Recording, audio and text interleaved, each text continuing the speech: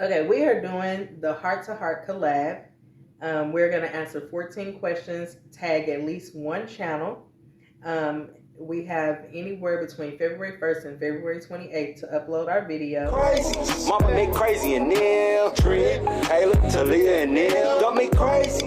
We living life in these YouTube streets. Ain't no time for us to sleep, cause the family gotta eat. We stay on the hustle, flexing a creative muscle. Praying to the Lord. My beautiful YouTube family, welcome back to another episode of Mama Make Crazies and Neil. Today, me and Samantha are doing Keeping Up with the Griffins heart to heart collab. You guys, we are excited to do this collab for you guys. I'm going to kind of run over the details so you can understand what's going on here, but the purpose of this is to promote healthy relationships, marriages, to tell people your different experiences in relationships. So, Samantha is single. Of course, she's been in relationships before, so she's going to kind of answer some of these questions from a single person's perspective. I myself am married. I've been married for 15 years, so I'm going to answer these questions from a married woman's perspective. And no, my husband does not get involved on YouTube. That's why he's not doing this video with me. 15 years, though. That's a long time. Mm-hmm. It is. Before I get into these questions, I want to thank you guys for taking out time to stop by Mama McCrazies and them. And please go ahead and give us a like, comment down below so we know you were here. Subscribe if you have not, turned on the notification bell, and share us out. How do you define love? And is there something particular you feel? When I'm in love? Mm-hmm. Love, I kind of go with the whole the love languages thing. Mm-hmm. So I feel like those four kind of hit how I describe love. Mm-hmm. But depending upon who I'm having that relationship with, Mm-hmm. i.e. it could be you, your kids, Mm-hmm. a partner, Mm-hmm. it can vary. And then how I feel is, I hate to say this, like a little schoolgirl, like when you're in high school, Yes. you feel those butterflies, and that's kind of how you know. Until I start to see red flags, then that's when I kind of back out of that feeling. Mm-hmm. For me, I always love with the love of Christ. I always love people before they give me a reason not to love them, if that makes sense. As far as my marriage goes, there's really the definition of love is in the Bible. Love is kind, love is patient, love is, I can't remember every single verse off the top of my head, but that is definitely how I define love. You have to be kind, you have to be patient, forgiving, and most importantly, you have to love yourself before you can love someone else. Because Absolutely. let me tell you, Mm-hmm. and if there's a feeling, I don't particularly think there's a feeling. I think we all go through like that honeymoon phase where it's like, oh my gosh, like she said, like a schoolgirl, oh my heart just drops every time I think of him, or my stomach just turns in knots when I think of him. Yeah, it goes away after a while. It I promise you it does. It does. Of course you start to get that, like, you're excited to be around them type of feeling. So yes, and as far as loving my children, oh my gosh, that is definitely just unconditional. They get on my nerves, Very true. but I could never, ever, ever stop loving them. Okay, so number 2, do you believe in love at first sight or true love? If so, why? So either love at first sight or true love. So it just says, do you believe in love at first sight or true love? True love, not love at first sight. I think that's more infatuation off of appearances, Mhm. but when we're 80, that's not going to be there. Mm-hmm. Being able to sit in a rocking chair and have a discussion back and forth when we're older, I think is more important to me Mm-hmm. than physical appearances, which will fade in due time. Yes. So, first sight, that may attract me to you to talk to you, Mm-hmm. and then more could build upon that Mm-hmm. to be true love. But Mhm. as far as first sight and just, oh, let's get married in 4 days, no, don't think so. Don't think so. Yeah, I don't believe in love at first sight. I believe in lust at first sight. Mhm. Like she just said, it starts out just as a physical attraction. And to be honest with you, it takes a really long time to like get to know someone, like really genuinely get to know a person. So, love is not supposed to be conditional, but you have to know, can I deal with this person through all storms of life? Okay, because if this person, God forbid, loses their mom or their dad or someone really close to them, and they sink into a deep depression and they can no longer do the things that they were doing before, will I be able to handle them? Will I be willing to put up with them? And a lot of people don't. I'm just going to tell you. Very true. A lot of people will walk away from you when you are not the person who they met initially. I've seen it.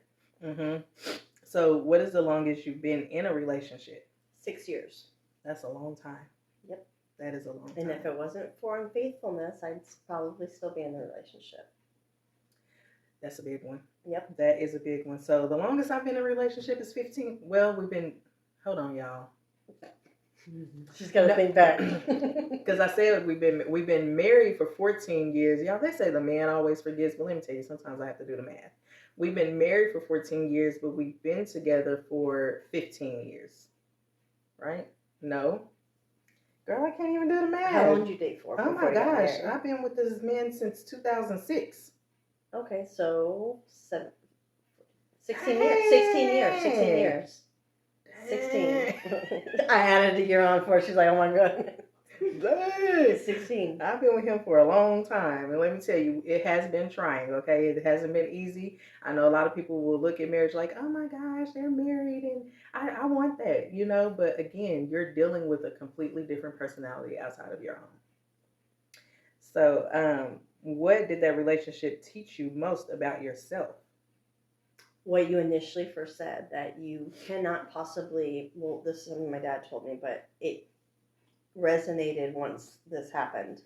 You cannot truly love somebody else until you 100% love yourself. Mm-hmm. Regardless of your looks, shape, size, it doesn't matter. You Mm-hmm. have to love yourself, or you cannot fully love someone else and give your all to them. Mm-hmm. And I think that's what it was that, caused that 6-year relationship to, crumble. Well, yes, and just to kind of piggyback off of what you said, when you don't love yourself, you also allow any and everything. Like, you will put up with any and everything because Correct. Your self-esteem is low and you think it's what you deserve. So you have to know your self-worth. Absolutely. Goodness, what I've learned in my marriage is I'm very resilient. I have forgiven for many things. I've had to learn to forgive myself. I've been broken. I had to build myself back up. Like when I say trying, it hasn't been easy, and I'm not pouring any salt on my marriage, but it has not been easy. All relationships have their battles. We've been on thin ice, and then we've grown strong together again. So, the biggest thing I would have to say I learned is that I had to remember that before I became a mom and before I became a wife, I was an individual, and that individual personality doesn't go away. I still have my likes, my wants, my dislikes, my needs, and a lot of times as a wife and a mom, we tend to put ourselves on the back burner, even when you're single. I mean, just being a mom, you tend to put yourself on the back burner, and it's like, no, I'm important too. Wait a minute. Hold on. And let me tell you something. Your family, as long as you don't speak up and say anything, they will run you into the ground because they think you're okay with it. Mm-hmm. So I had to learn that I have a voice and to speak up. Very good. Much agree. So, number 6 is, what qualities or traits are most important for you in a relationship or marriage? Honesty, faithfulness, and really number one, communication.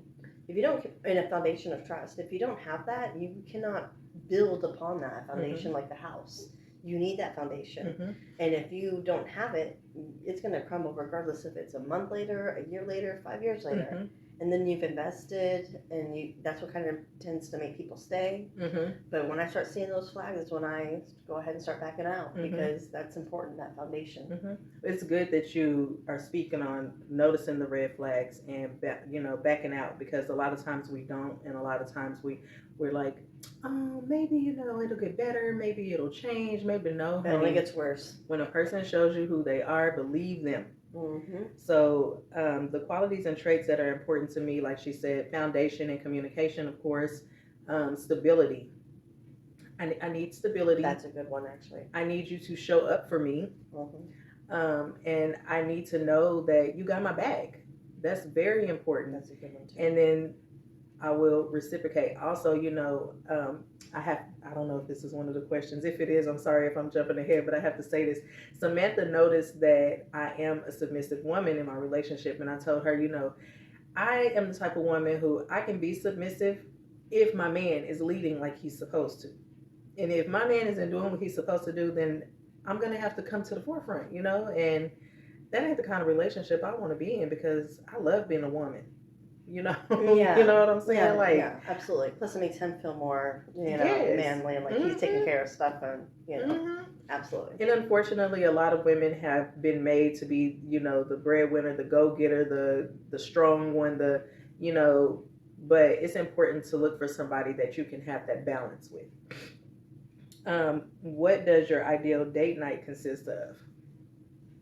Honestly, I don't want to say Netflix and chill, but for example, just even if outside on the patio with some lights and candles lit with like a homemade dinner that he made versus me cooking all the time and surprising me with it. Or even just wine, cheese, and grapes. Something small like that. That would be perfect. It doesn't have to be, like at a a restaurant that costs $200 a plate. Like, that's crazy. No, it can be something very simple. But intimate and personal. Yes, that is huge for me. Like, show me that you know me. You know what I'm saying? Show me that you see me. I'll be honest, we don't have date nights. It's something that we need to start getting into, and hopefully with the help of Samantha, we can start going on a date at least once a month. But my ideal date night would be for us to be able to just spend some time together and not have to worry about the kids first thing in the morning. I don't even know if I want to go out, because if we go out and we're enjoying each other and we're out kind of late, then guess what? Kids are right back to reality as soon as we get home. It just kind of takes it all away, But it could be a movie night. It could be, like she said, if someone took the kids for 2 nights or whatever, one night, and then later on into the evening the next day where we could just hang out at home. However, I do want to get out of the house. But just show me you see me and you know what I like. And Troy, watch this. That's important. And the same for him. I have to say this too. This is kind of funny, but to you men out there, a lot of times y'all, it's like an agenda. Like, I'm taking my wife on a date. I'm taking my girl on a date. I'm going to take this female on a date so that I can get a nightcap. And sometimes that kind of ruins it. Like, don't just expect it. Let it happen naturally. Like, dang. Yes. Or like, babe, you want a back massage? Okay. Yes, well, we know where that leads. Yes. Shoot. Just let it happen naturally. Don't have me feeling like because you're doing something for me, I'm going to have to do something for you at the end of the night. Because I might be a little too drunk, or I might be tired, or, I have a headache. Something, When it comes to a healthy relationship, what is the most important thing you think couples should do together? Communicate. Mm-hmm. Because usually it's just the woman who's communicating and the man will not. And then a couple days later, when he's not busy with work or whatnot, whatever it may be, oh, hey, like, my life isn't going on as well as yours. Mm-hmm. You could at least say hi, good morning, something, when you're not living together, of course, because I'm not married. But I think that it takes two to communicate, like it takes two to tango. I can't just keep. And then it looks like I'm badgering you, and really I'm just looking for a, hey, how are you? Are you alive? That's not hard to do, but apparently for some it is. Right. Communication is so important. I cannot stress that enough. A lot of times men, they just want to shut down because they automatically assume that you're being, negative, or you're nagging when you want to talk about something. But let me tell you, the key to communication is being able to look at things from someone else's perspective. Okay. So that's it. If she's trying to tell me something and I'm not willing to look at it from her perspective, then I don't want to hear what she has to say. And I'm automatically like, whatever, don't want to hear this. And I shut down. No, the key to communication is being able to put yourself in your spouse's shoes. So, and to not overthink things, because sometimes my husband can overanalyze things. You know, I can say, "Ooh, my back hurting." To him, like he gets this whole visual of, "Oh my gosh, that means that I'm gonna have to clean the whole house. I'm gonna have to take care of the kids. I'm gonna have to cook the food. I'm gonna have to do hair." And that could be a clue for him that there's going to be something happening, and he doesn't even realize it because he overthought it. And not saying that that's what he does, but I can just see it. Like he has these "that's so Raven" moments where he just goes all the way into like this big ordeal, and I'm like, all I said was my back hurt. Like I wasn't expecting for you to do anything. I was just talking out loud, Yeah. Number 9. What movie or sitcom couple would you like your relationship to be similar to? I'm trying to think of a couple on TV. Oh, I don't know if you saw the show The Neighborhood, but it had Cedric the Entertainer and his wife. I like it like that. Really? Cedric, Just because he's so funny. You know I love I comedy. was gonna say because he's silly. Yes, Yeah. I love that show. I do too. Yes. But I could not have a relationship like the neighbors. Like I can't be that like Yes. happy peppy fake. Yes. No, can't do that. It's hard to think of a couple, right? Yes, like I don't know. I don't want you guys to get mad at me for saying this, but I love Bill Cosby and Felicia Rashad's relationship on The Cosby Show. She was submissive, but he also knew when she was upset to just do what it took to make her happy. I guess kind of like that. That made like, me think of Phil and Vivian from Fresh Prince. Yeah, like I could do that too. You know what? They never really. They weren't really affectionate, but yeah, like they weren't. I think whenever he would like console her or take care of whatever she needed when she did need something.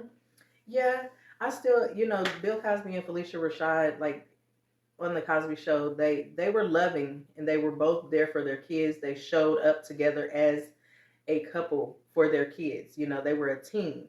So a lot of times in relationships, especially with kids involved, one parent is a softie, the other parent is a disciplinary, and the kids, they know what's going on. They understand what time it is, Yep, so they sure do.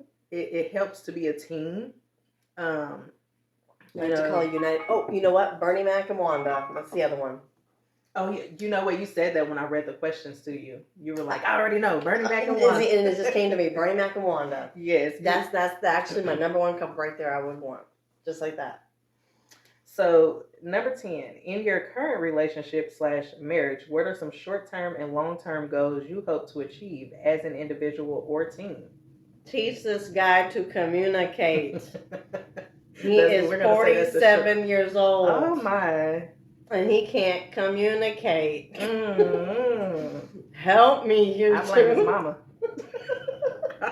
Look, this is something else that I learned in my relationship. When a guy is a certain way, blame their mama. And I met his mama. And his aunt, uncle, I met him all. Oh, because the way these women raise these men, single or not, if a woman has a husband or if she is single, the son goes after a woman that kind of reminds him of his mom, and then he expects that woman to act like his mom, or not be his mom, but like be willing to accept the things that he saw his mom accept and put up with the things, so you're very right. Psychology teaches you that, yeah. Yes, and so blame his mama. So I should call her up because I have her number. She didn't teach him that communication was important. So we'll say that's your short term. So what is your long term goal? Having him make definitive decisions versus flip flopping. I mean, I would think by getting closer to 50, you would want to be more stable, like you said, stability. I would think that. And the fact that I'm only 36 and I'm looking for that and trying to encourage him and to think about these things, that would definitely be a long-term goal. Because after 6 years, I would think, come on now, we need to start having discussions. Yeah. But again, there goes back to communication. I can't really speak on it, but I have learned a lot about.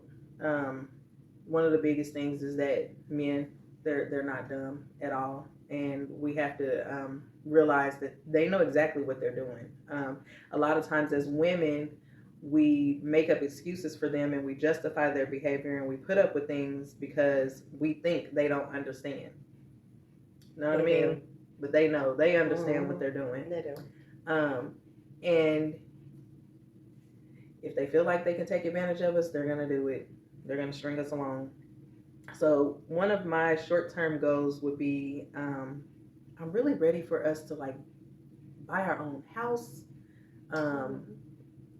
We're renting and it's cool, but I want our own, and also for us to start taking those dates.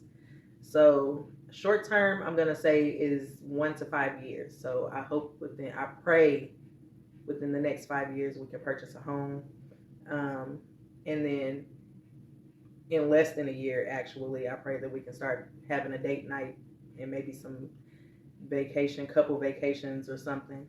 Oh, that is so cute. Yes, long term would be for us to have some businesses. That's my goal. Like I would like for us to have some. Well, actually, my husband. Excuse me. Actually, my husband does have his own business. He does good at it. He's very good at what he does, but he doesn't really manage his business very well, and that's where I come into play. But right now, we're not on that level where I can actually run his business for him. You know what I mean? He has to learn to trust me in the area. He knows I'm good at what I do, but you know how it is when you're trying to work with family. Yeah, very true. I can tell him like, this is what needs to be done. This is what we should do. This is what you should come up with, and he's like, yeah. And then, but if someone else tells him, he's like, oh, that's a great idea. Yes. And as an individual, my short-term goal, I know it said but my short-term goal as an individual is to finish school. I am really working on getting this degree in business so that I can move up. That's good. That's good. So at this point in time, today, right now, what are you most excited about in your relationship/marriage? What am I most excited about? Seeing when or if he'll ever understand that if we don't start communicating, if he doesn't start reciprocating the communication, I'm going to have to make an executive decision. And because after 6 years, that's of my 30s, I've lost valuable time of my primes. That would mean you started at 30 with me. That I can't get back, and then I'm looking at 40 and 50, and then that may never happen. I will admit it came a point and I'm being very transparent here, but I will admit it came a point in time in my marriage that I had to tell my husband, look, I'm too young to continue living the rest of my life like this, and I'm too old to continue living the rest of my life like this. I'm gonna steal that. And if you guys don't understand what I mean, it means life is too short. I'm still young enough to go out there and enjoy my life. I'm still young enough to find another relationship if that's what I'm looking for. But at the same time, I'm also too old. Okay, so tomorrow isn't promised, and so I had to tell him that, and I think it was a eye opener for him. Like, really? So I'm gonna use that one. I'm gonna use that one today. Nice. But another thing is, you have to stand on what you say. Like, you have to mean what you say, because if you don't mean, I'm not saying men are like kids, but you know how a kid, if you don't stick to what you're saying, then they're like, oh, okay, like I can keep on playing on this. I think men, they tend to think the same thing. And some women too, because there's some women out there that Sounds not right. Yeah. I'll say it. Sounds not right. Yes, there's some women out there that, I'm like, ooh, child, I'm going to blame your mama and your daddy. But, yes, if we don't stick to what we're saying, if we don't make a believer out of them, then, what's the point? They're just going to be like, shh. I can do whatever I want That's to, exactly and she's still where going I'm to at. be here. That's exactly where I'm at right now. So for me at this point in time, what I'm most excited about in my relationship, marriage, is we are in a new season. We are in a new season. We had a very rocky, like I said, we were like floating on thin ice, and this new season has just, it's been great so far, and I'm praying that it stays this way. Like, we're finally at that phase where it's like, you know what, I like you. I like you again. Yes, I like you. I love the person that you have grown into. You know, because we got together at such a young age, and you know, women do mature. It is scientifically proven that women mature faster than men. At least at a 2-year pace. Yeah. Yes, our developmental lobes are fully developed before theirs. So we've grown together as a couple and as individuals. And so anyway, I'm happy with this new season in this marriage. What areas do you think you can build in order to strengthen your relationship, marriage? The way I react to when he doesn't communicate. I don't want to be that person who's blowing up or respond with anger. And I personally believe you should constantly grow as a person regardless of your age. So that's what I'm working on for myself as well. Not letting other people affect my emotional state so that I can respond in a very logical and mature way. And so sometimes if he messages or doesn't, I will not respond until I know that I'm going to answer in a more logical and reasonable way versus, why are you not answering me? You're with somebody else, or, you know, immaturely like you're 15 again. You know what I mean? So that's my thing. That is exactly what I mean about this new season in our relationship. Unfortunately, I'm not going to say that I've been perfect, you know, and I have been the go through the phone, staying up at night, trying to figure out how to get in the phone, waking him up out his sleep if I see something that I might not like, you know. And then everyone's guilty of that. Yes, I just got to the point where I was like, you know what? God sees him. Lord, be a hedge of protection over me, because if he is doing anything that he shouldn't be doing, I don't want him bringing anything back to me. I don't want, you know, the love triangles, because people get killed with stuff like that. And, you know, I'm glad to be out of that phase in our relationship. I can't tell you, like, I can sleep much better not having to worry about what he's doing, you know. But one thing, what areas do I think I can build in order to strengthen our marriage or relationship? Like she said, you're constantly growing as an individual, no matter how old you are. I think in this new season, like I say, I have learned to become more submissive and to trust his leadership, and to just kind of go with the flow.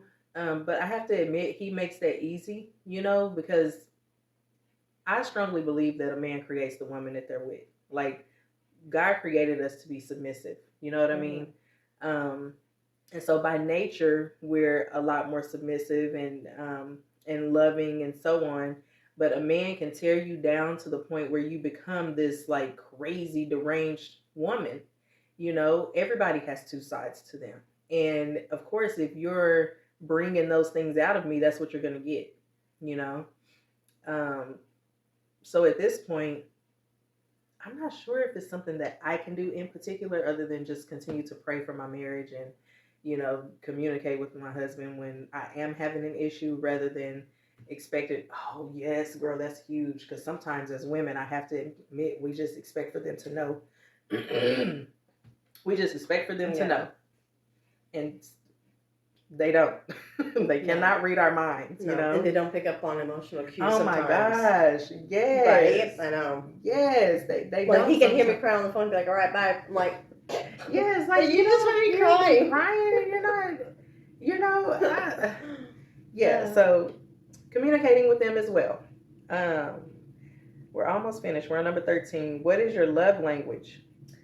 My love language and how I show love or how I receive. It There's just two types. it just says, what is your love language? Words of affirmation, acts of service, gives quality time, or physical touch. So I show my love through acts of service Mm-hmm. and physical touch, Mm-hmm. and I receive love. It's horrible. Through gifts. That's not horrible. It's something. And then acts of service as well. Mm-hmm. So And it doesn't have to be expensive gifts either. I'm talking like something small. Like, let's say he went to the gas station and saw my favorite popcorn. Like little things like that. I'm not talking about like a Tiffany's diamond ring. Yes. That's me. The little things count. Yes, they do. The little things matter. You know that I like Reese's. You know that I like Dr. Pepper if you happen to stop in the store. And the reason why this is important to me is because it shows that I was on your mind. Yes. You weren't being selfish. You weren't just thinking about yourself. Mm-hmm.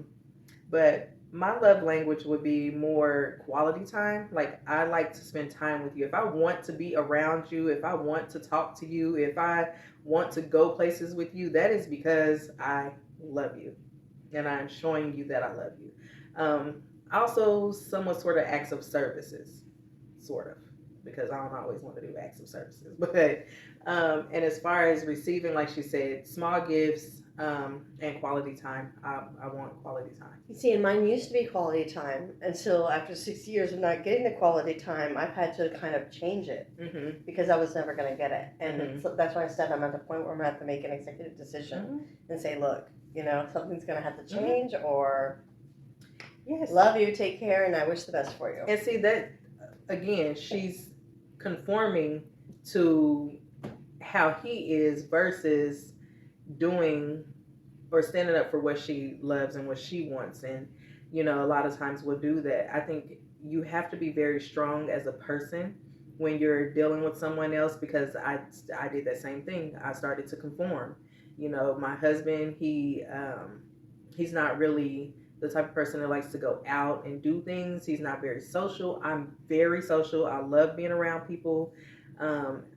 What's the word? Extrovert. I'm the one that's in the middle.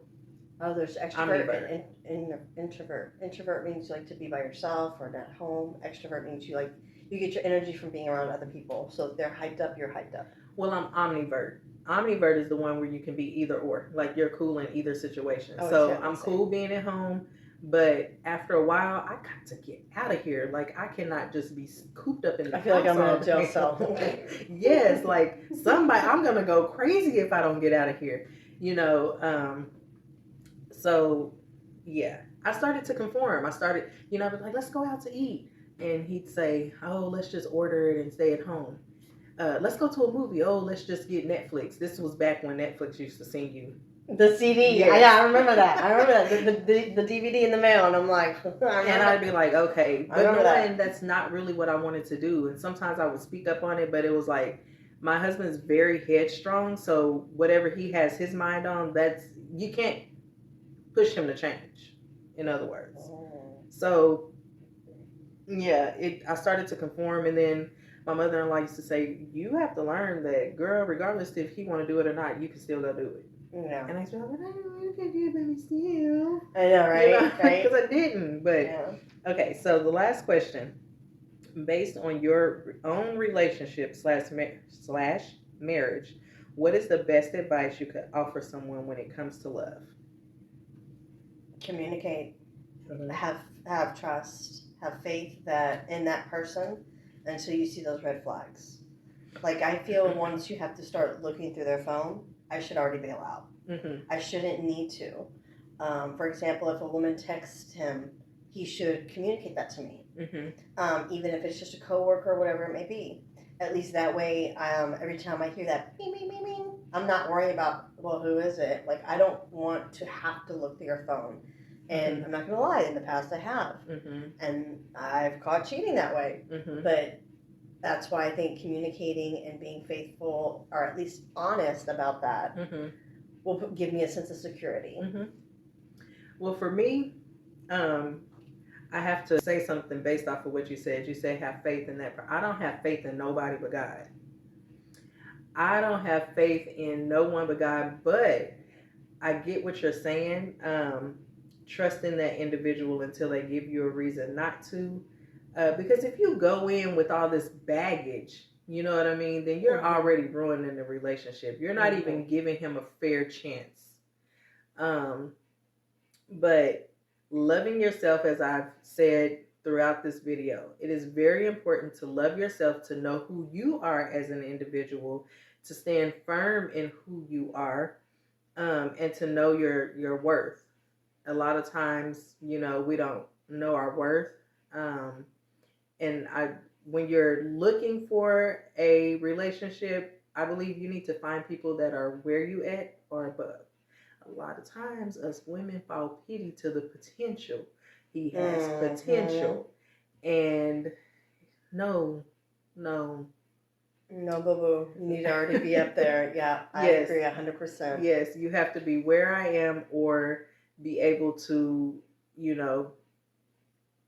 or be already up there. I can't. I like to call it like a power couple. Like we rise up together, or either we bring each other up. If I'm down, you're up. You help me get up there. If you're down and I'm up, I'm going to help you up. So I call that kind of like a power couple. And just to clarify, because I don't want people to think that I'm saying that it's okay for a man to date someone who isn't where he is. But what I mean by where you are, like if you already own your home, for instance, and you have transportation and you have a job, you're employed. Don't go get somebody who isn't employed, who still lives with their mom. Been there, trust me. That's on my checklist. Like, okay, I'm not being used. Okay, yes, because my home's paid for. I don't need someone mooching. Yes, like that potential thing. It has gotten a lot of women into some trouble. Look at Wendy Williams. I don't know what happened. Her and her husband got a divorce, girl. He was cheating on her with somebody that she employed. Then she ended up having to pay him alimony, and yes. What? Because she was the breadwinner. Yes. And men, I mean, I'm going to say the same for you. Date someone who is where you are, or a little bit above where you are, but basically you're already almost there, is what I'm saying. For you guys to be almost there. Well, I'm going to have to tell him deuces today then. I mean, and I'm not just talking financially, I'm talking mentally as well. Mentally, it's very important to date someone who their mental level. And that's what I mean by like the old people rocking in a rocking chair back and forth. Like, I want to be able to have a conversation. Who cares if you're sagging and you're wrinkly and gray? That's fine. But if I can have a conversation with you, well, that's what matters to me. Well, and it's important for me. It's important for you to take on some of my interests, as well as for me to take on some of your interests.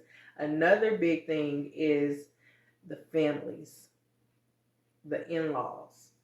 I've heard nightmare stories about that. Oh my gosh. It is so important for, I'm big on family. Like, I feel like our worlds, when we became one, our worlds should collide.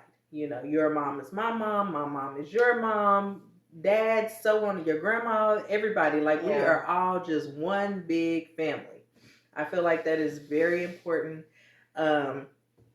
It kind of started out that way for us, and then, with different things that happened, we kind of, but they can always, Yeah, I hope so. Yeah. I really hope so. Yeah, I agree with you. That is super important, especially for the kids as they get older, and then they have their own kids and so forth.